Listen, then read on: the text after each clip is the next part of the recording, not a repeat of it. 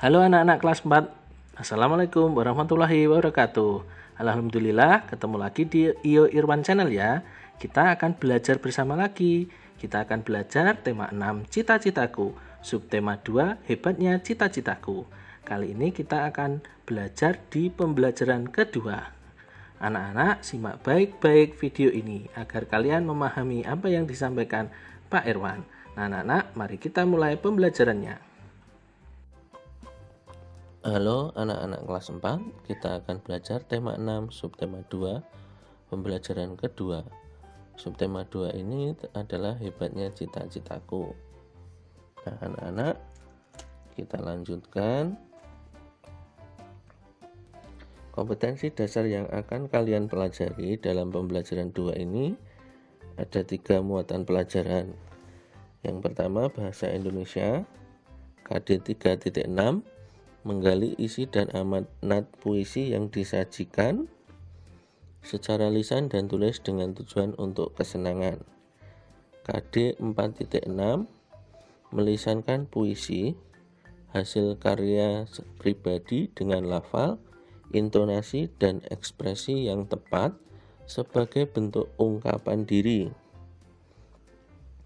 Kemudian untuk muatan SBDP KD 3.3, mengetahui gerak tari kreasi daerah. Kemudian KD 4.3, meragakan gerak tari kreasi daerah. Untuk muatan pelajaran IPA, KD 3.2, membandingkan siklus hidup beberapa jenis makhluk hidup serta mengaitkan dengan upaya pelestariannya. KD 4.2, membuat skema siklus hidup beberapa jenis makhluk hidup yang ada di lingkungan sekitarnya dan slogan upaya pelestariannya. Adapun tujuan pembelajaran: 1. Melalui kegiatan membaca puisi penari dan menjawab pertanyaan berkaitan dengan puisi tersebut, siswa dapat menjelaskan cara membuat puisi dengan benar. 2.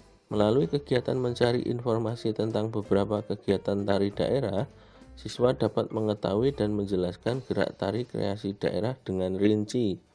3. Melalui kegiatan mengikuti gerakan tari daerah, siswa dapat mempraktikkan gerakan tari kreasi daerah dengan percaya diri. 4. Melalui kegiatan membaca teks, manfaat makhluk hidup di sekitar kita, dan membuat peta pikiran dari bacaan tersebut, siswa dapat menjelaskan manfaat makhluk hidup bagi lingkungan sekitar dengan benar. 5.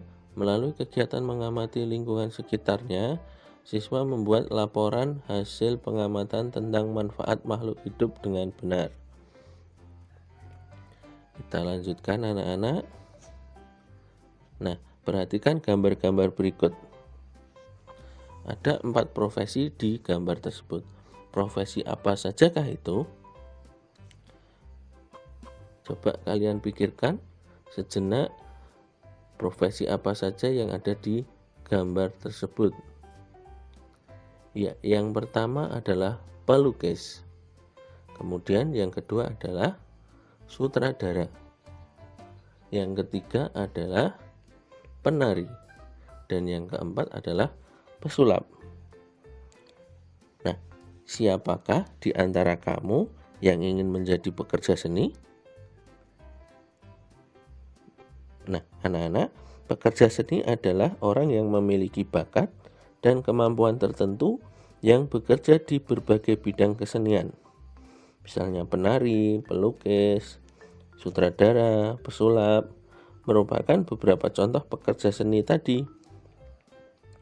Para pekerja seni ini bekerja untuk membuat orang lain merasa senang dan semakin menghargai keindahan di sekitarnya.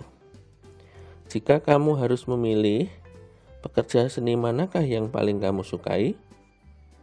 Apakah pelukis, sutradara, penari, atau pesulap? Nah, mengapa kamu memilih itu? Nah, jika kamu memilih pelukis, maka mungkin kamu adalah orang yang menyukai kegiatan melukis atau menggambar. Nah, Kemudian jika kamu menyukai sutradara, mungkin kamu adalah orang yang suka mengarahkan gerakan atau perilaku orang lain. Nah, jika kamu memilih seorang penari, mungkin kamu suka menggerakkan tubuhmu. Kamu suka dengan kegiatan menari. Nah, jika kamu memilih pesulap, mungkin kamu senang menghibur orang lain. Anak-anak, keterampilan dan pengetahuan apa saja yang harus dimiliki untuk menjadi seorang pekerja seni tadi? Ya, tentunya keterampilan dalam hal menghibur orang lain.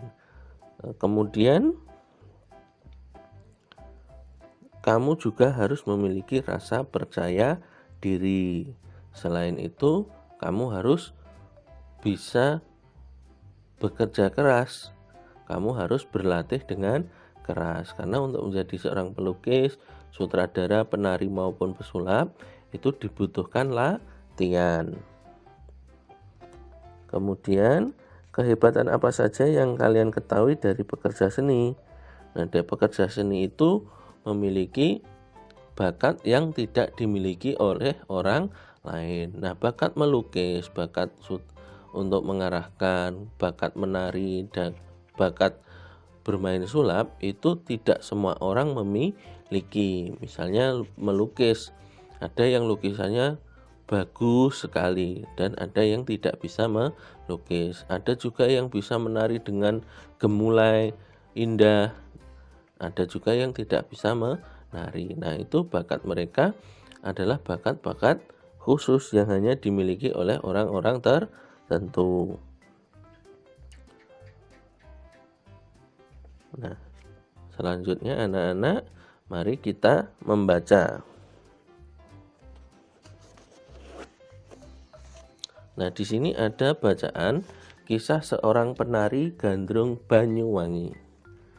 Seorang ibu bernama Supinah mengisahkan perjalanan hidupnya sebagai seorang penari gandrung. Tari gandrung berasal dari Banyuwangi, Jawa Timur yang sudah ada sejak zaman penjajahan kolonial Belanda. Tari gandrung merupakan tari penyampai pesan untuk para pejuang yang bergerilya.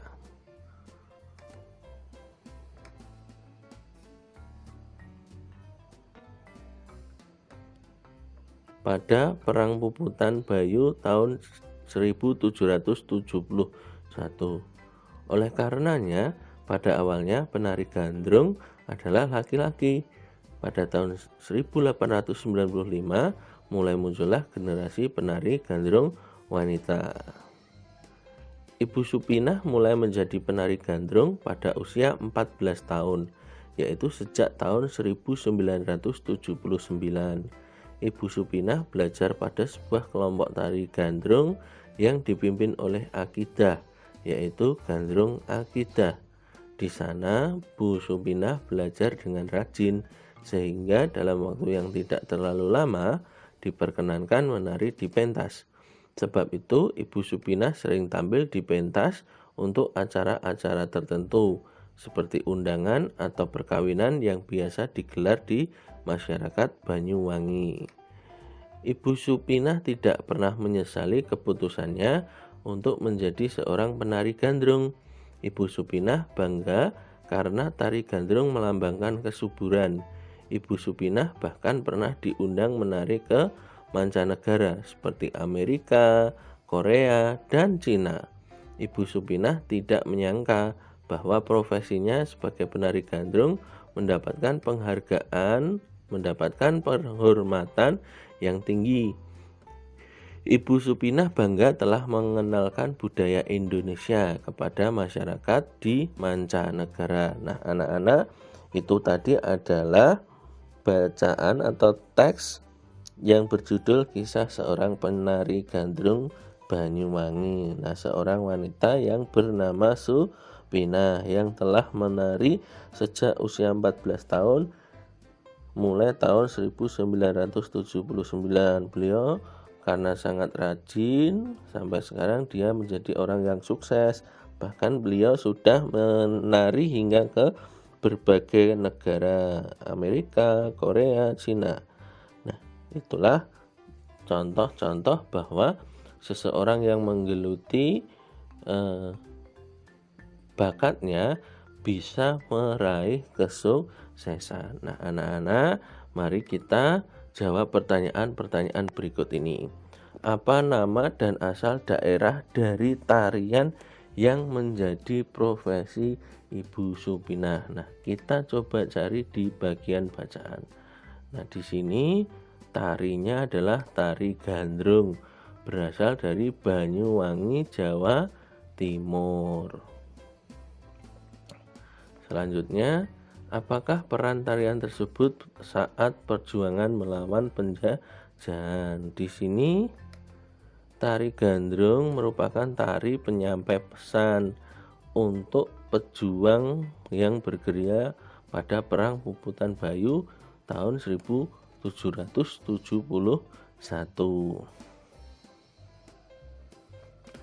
Kemudian, sikap dan nilai apa sajakah yang ditunjukkan Ibu Supinah sebagai seorang penari? Nah, dia menunjukkan sikap yang rajin. Nah, ini rajin, mau belajar, bekerja keras, itu yang ditunjukkan oleh Ibu Supinah. Kemudian menunjukkan kecintaan dan rasa bangga. Menurutmu nilai, sikap, dan keterampilan apa saja yang diperlukan untuk menjadi seorang penari? Nah, sikapnya adalah dia harus pantang menyerah, ulet, mau kerja keras. Kemudian keterampilannya adalah dia harus bisa mengolah raganya.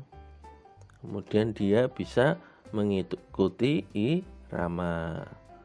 Dan juga harus memiliki rasa dalam melakukan gerakan tari. Jadi ada istilah wiraga, wirasa, dan wirama anak-anak dalam menari itu. Nah, kita lanjut. Ayo membaca. Di sini ada puisi penari karya Hascahya Trilion Laksono. Anggunnya gerak tubuhmu, lentiknya jemari-jemari berpadu indah. Derap langkah gemulai, hentakan irama mengalun syahdu. Lirikan mata yang tajam berubah sekejap menjadi indah. Kibasan selendang emas bergoyang perlahan, liukan leher mengundang kekaguman. Menari dan terus menari dengan senyum dan ketulusan. Gerakanmu sungguh indah karena engkau menari dengan hatimu. Nah, ini adalah puisi penari.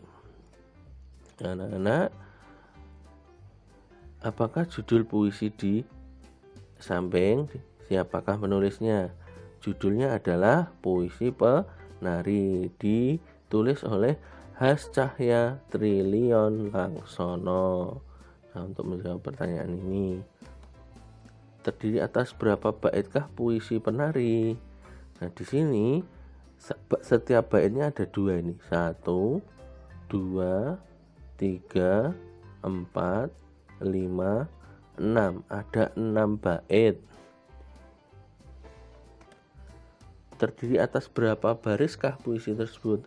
Nah, secara setiap baitnya ada 2. Kemudian secara keseluruhan ada 12. Bercerita tentang apakah puisi penari? Buatlah sebuah paragraf yang menceritakan isi puisi tersebut. Nah, di sini puisi penari ini menceritakan tentang gerak tubuh seorang penari yang lentik indah, kemudian memiliki langkah yang gemulai dengan hentakan irama yang syahdu. Kemudian mata dari seorang penari itu melirik, kemudian indah. Kemudian penari itu mengibaskan selendang. Nah, ini semua bercerita tentang seorang penari yang menari dengan indah. Nah, kamu bisa membuat cerita dengan menggabung-gabungkan kata-kata yang ada di sini anak-anak dengan menambahkan kata tertentu. Nah, misalnya di sini seorang penari terlihat anggun dalam menggerakkan tubuhnya, jarinya lentik dan bergerak dengan indah. Penari tersebut bergerak dan melangkah dengan gemulai sesuai dengan hentakan irama yang mengalun. Lirikan mata seorang penari yang tajam dengan sekejap berubah menjadi indah. Penari tersebut mengibaskan selendang yang terlihat bergoyang. Kemudian penari tersebut juga meliukkan lehernya sehingga mengundang kekaguman orang yang melihatnya. Penari itu terus menari dan terus menari. Penari itu memberikan senyum dan ketulusan dalam tariannya. Gerakannya sungguh indah karena dia menari dengan hatinya. Nah, itu misalnya contoh dari paragraf yang menceritakan isi puisi tersebut. Kita lanjutkan anak-anak.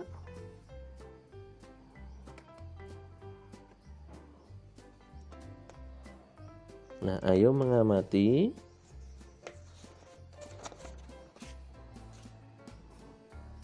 Nah, perhatikan gambar tersebut. Di sini ada 4 tarian daerah. Nah, di sini ada tari saman dari Aceh, tari remo dari Jawa Timur, tari pendet dari Bali, tari piring dari Sumatera Barat. Nah, kamu Pak Irwan minta untuk memasangkan tarian ini dengan namanya yang benar. Nah, coba kamu pikir-pikir terlebih dahulu. Waktunya 20 detik saja ya. Nah, ini waktunya sudah berjalan. Kamu pikirkan mana sih tari saman, mana yang tari remo, mana tari pendet, mana tari dari Bali, tari piring yang mana. Nah, waktunya sudah selesai anak-anak. Nah, susunan yang tepat seperti apa ya? Yang tari saman, tari remo, tari pendet, tari piring itu yang mana? Nah, ini anak-anak. Nah, ini adalah tari pendet dari Bali. Dan yang ini adalah tari piring. Nah, ini terlihat menggunakan piring. Kemudian ini adalah tari remo. Yang ini adalah tari saman. Mari kita lanjutkan. Ayo membaca. Di sini ada teks berjudul manfaat makhluk hidup di sekitar kita.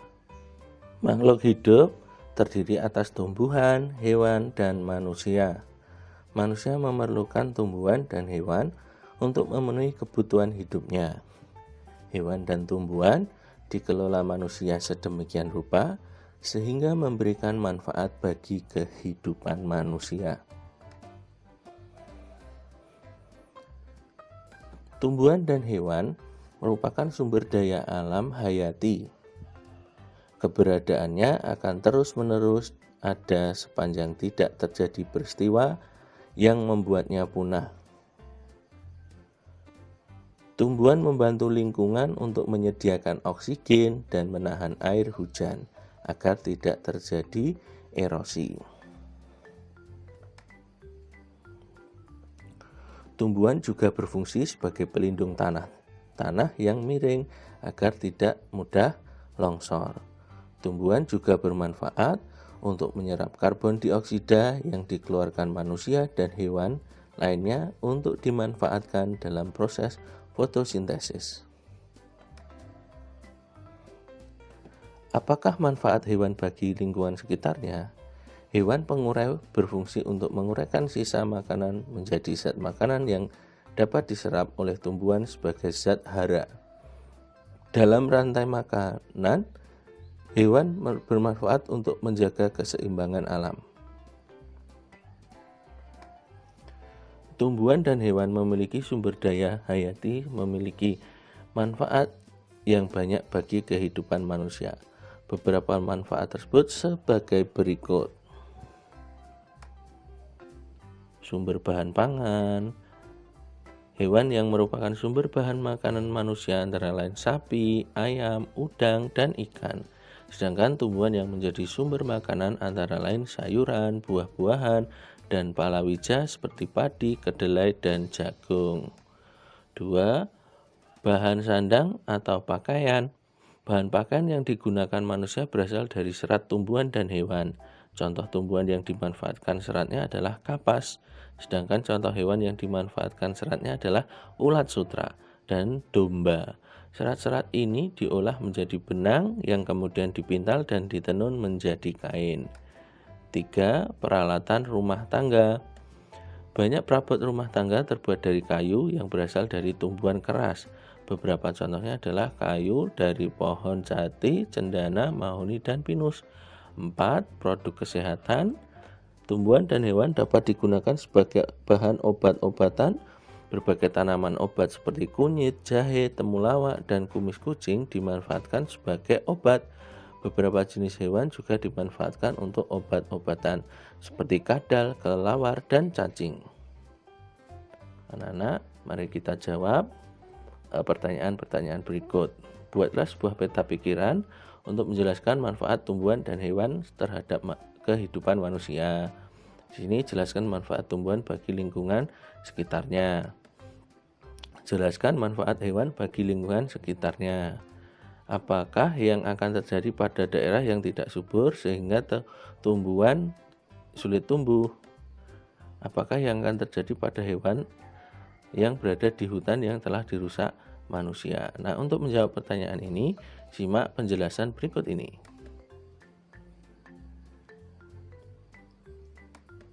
Nah, perhatikan manfaat tumbuhan dan hewan. Nah, yang pertama adalah sebagai sumber bahan pangan. Kemudian yang kedua, bahan sandang. Kemudian yang ketiga adalah peralatan rumah tangga. Dan yang keempat adalah produk kesehatan. Itulah manfaat tumbuhan dan hewan. Nah, bisa kamu buat peta pikiran seperti ini. Kemudian manfaat tumbuhan bagi lingkungan. Nah, di sini bisa kamu sebutkan sebagai sumber bahan pangan. Yang kedua, sebagai penyedia udara bersih karena menghasilkan oksigen dan menyerap karbon dioksida. Yang ketiga, menyimpan cadangan air. Keempat, membersihkan polusi udara.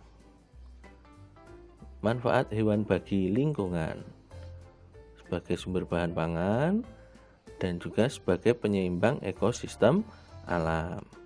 Itulah manfaat tumbuhan dan hewan bagi lingkungan sekitarnya. Bahkan ada hewan yang bisa melakukan pengurai sehingga menguraikan sisa-sisa makhluk hidup dan mengubahnya menjadi tanah.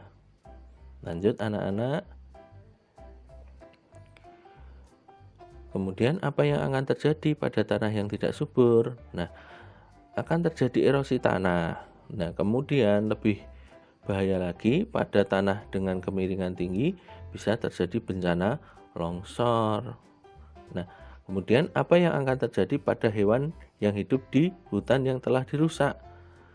Pertama, hewan akan kesulitan memperoleh makanan. Itu jelas karena makanan sudah sangat sulit untuk ditemui. Kedua, hewan akan mengalami kelangkaan, kepunahan. Jadi semakin lama semakin sedikit hewan di hutan tersebut. Kemudian hewan akan kesulitan memperoleh tempat hidup karena sudah rusak, pohon-pohonnya pasti sudah jarang. Kemudian hewan-hewan seperti burung, kemudian hewan-hewan lainnya pasti juga akan kesulitan untuk mencari tempat hidup. Nah, kita lanjutkan anak-anak, ayo mengamati. Lakukan pengamatan seperti berikut ini. Buatlah daftar tumbuhan dan hewan yang ada di sekitarmu. Nah, di sana itu di sekitarmu. 2. Amatilah manfaat tumbuhan itu baik bagi lingkungan rumahmu maupun lingkungan sekolah. Kemudian, amatilah manfaat hewan itu baik bagi lingkungan rumahmu maupun lingkungan sekolah. Masukkan hasil pengamatanmu ke dalam tabel berikut. Nah, ini tabelnya anak-anak. Di rumah dan di sekolahnya dipisah. Nama tumbuhannya apa, manfaat bagi lingkungan rumahnya apa. Kemudian nama hewannya apa, manfaat hewan bagi lingkungan rumahnya apa. Dan di sekolah juga sama, nama tumbuhan. Nah, ini harusnya ada garis anak-anak. Kemudian manfaatnya apa, nama hewannya apa, kemudian manfaatnya apa. Nah, yang akan kita nilai, kita bisa lihat di rubrik pengamatan. Nah, di sini ada 4 aspek pengamatan. Yang pertama, menemukan daftar nama tanaman. Yang kedua, menemukan daftar nama hewan. Yang ketiga, menjelaskan manfaat tanaman. Yang keempat, menjelaskan manfaat hewan. Nah, ada skor 1-4. Nah, usahakan kalian mendapat skor yang tinggi, skor 3 atau skor 4. Nah, untuk itu kalian bisa screenshot atau menangkap layar ini di handphone kalian atau di laptop atau dengan apa yang kalian gunakan untuk menonton video ini. Kemudian bisa kamu lihat agar kamu nanti dapat menjawab atau mengerjakan soal tersebut sehingga kamu mendapat skor yang tinggi.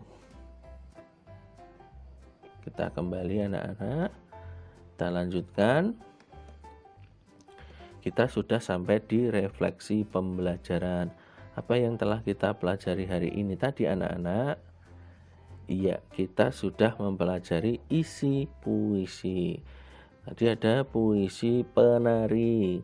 Nah, di sana menceritakan apa tadi? Menceritakan tentang seorang penari yang melakukan gerakan yang indah dan sebagainya.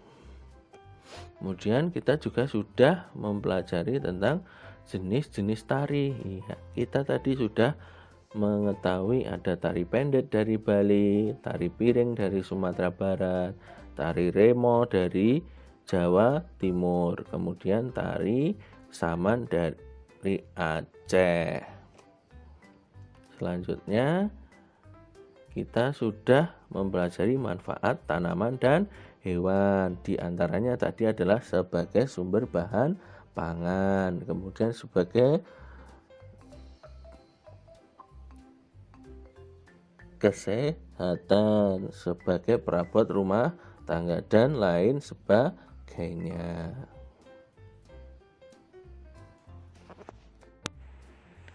Jadi anak-anak, kalian harus rajin belajar, tetap semangat meskipun melalui pembelajaran online.